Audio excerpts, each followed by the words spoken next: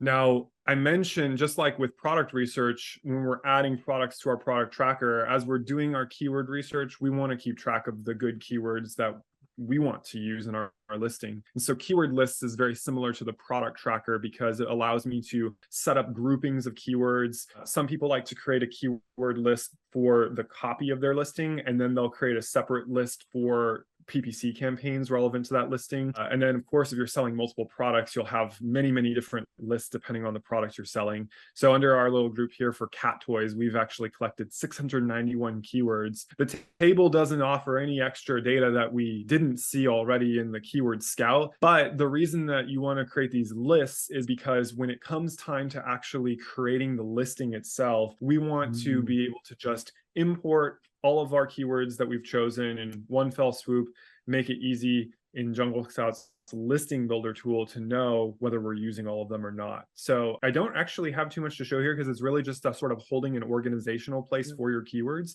And as you can see, you can always download the CSV file, or you can add them manually from here if you didn't do it from Keyword Scout.